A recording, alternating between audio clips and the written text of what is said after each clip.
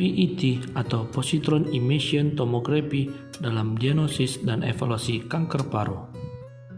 Perkenalkan, kami dari kelompok 14 yang beranggotakan Sri Wayuni, Ade Jevanya, Ninta Margareta Ginting, Lucy Harisa Simanjuntak, dan Mega Novitasari Nainggolan.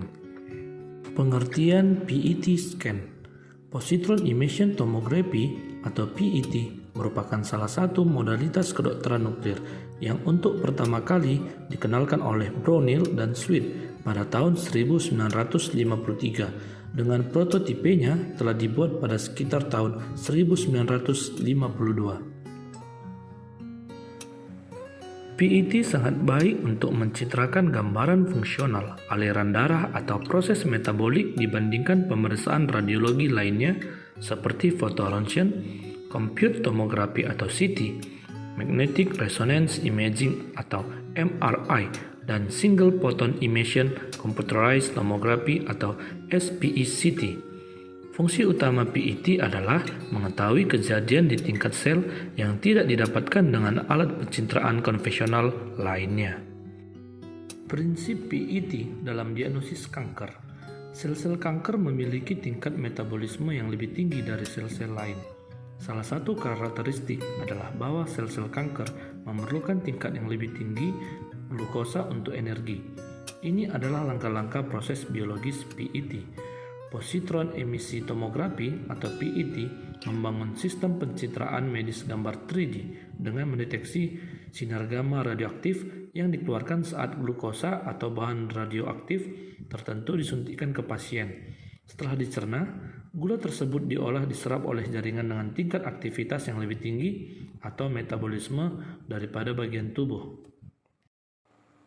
Cara kerja PET. PET scan dimulai dengan memberikan suntikan FDG atau suatu radionuklida glukosa base dari jarum suntik ke pasien. Sebagai FDG, perjalanan melalui tubuh pasien itu memancarkan radiasi gamma yang terdeteksi oleh kamera gamma atau detektor akibat anihilasi positron elektron akan membuat sebuah garis lurus disebut coincidence line dalam jumlah banyak, di mana menjadi dasar pembentukan citra aktivitas kimia dalam sel dan organ. Setiap aktivitas kimia abnormal mungkin merupakan tanda bahwa tumor yang hadir. Bahan radioaktif pada organ yang dituju, yaitu positron dengan elektron, memancarkan sinar gamma. Sinar gamma yang dihasilkan ketika sebuah positron dipancarkan dari bahan radioaktif bertabrakan dengan elektron dalam jaringan. Tubrukan yang dihasilkan menghasilkan sepasang foton sinar gamma yang berasal dari situs tabrakan di arah yang berlawanan dan terdeteksi oleh detektor sinar gamma yang diatur di sekitar pasien.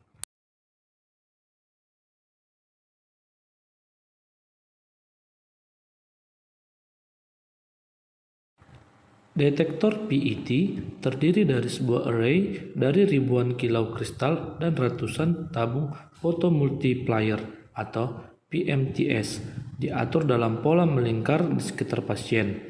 Kilau kristal mengkonversi radiasi gamma ke dalam cahaya yang dideteksi dan diperkuat oleh PMTS. Rangkaian yang dapat mengidentifikasi interaksi dalam waktu bersamaan disebut Annihilation Coincidence Detection atau ACD. Pencitraan menggunakan ACD sebagai pengganti kolimator untuk memperoleh proyeksi distribusi aktivitas dalam tubuh. Indikator PET terutama untuk deteksi keganasan. Bila ditemukan nodul soliter paru atau NSP pada foto toraks, perlu dibedakan apakah nodul tersebut bersifat ganas atau jinak. Pemeriksaan radiologi toraks dan CT scan terbatas hanya untuk membedakan keganasan atau bukan, sedangkan PET sangat berguna untuk menentukan staging kanker paru. Penggunaan PET untuk kanker paru untuk menentukan staging, penilaian rekurensi pasca pengobatan saat modalitas pencitraan lain tidak membantu dan evaluasi respon terapi. Sementara kegunaannya untuk kanker paru, sel kecil adalah untuk menentukan staging. Peran PET dalam kanker paru. Yang pertama, diagnosis. PET merupakan peralatan penunjang mutakhir yang penting dalam upaya penegakan diagnosis kanker paru.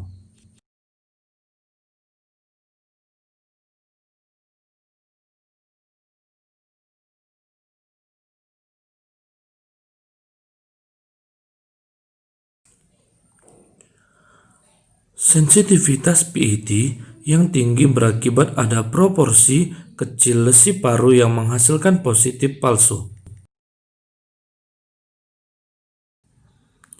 Selain sensitivitas dan spesifisitas yang cukup tinggi, kelebihan PET adalah akurasi dibandingkan CT dalam deteksi atau eksklusi metastatis nodul mediastinum. Yang kedua, staging. Ketika diagnosis kanker paru, terutama kanker paru bukan sel kecil telah ditegakkan, maka tujuan selanjutnya adalah melakukan staging dan rencana pengobatan.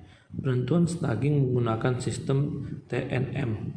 T berdasarkan besar tumor, N menunjukkan keterlibatan kelenjar getah bening, dan M menyatakan adanya penjalaran jauh. Yang ketiga, ukuran tumor. PET tidak dapat menentukan besar tumor, tidak akurat pada lesi yang sangat kecil, dan tidak dapat mendeteksi tumor yang kecil karena pembatasan anatomi dan resolusi yang kurang.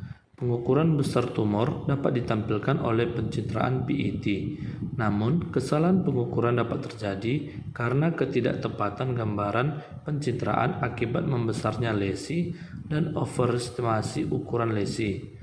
Untuk mengukur lesi, CT lebih akurat dibanding PET. Evaluasi pengobatan. Tujuan penggunaan PET adalah untuk deteksi dini kanker paru dan menilai respon terhadap terapi. Selain untuk evaluasi pengobatan, PET juga dapat digunakan untuk restaging. PET dapat digunakan untuk restaging kanker payudara, kanker kolorektal, esofagus, leher, dan kepala, serta kanker paru bukan sel kecil. Waktu yang tepat untuk restaging kanker paru bukan sel kecil adalah 2-6 bulan sesudah kemoradioterapi lengkap selesai atau 1-2 bulan sesudah pembedahan. Demikianlah video dari kelompok kami ucapkan terima kasih.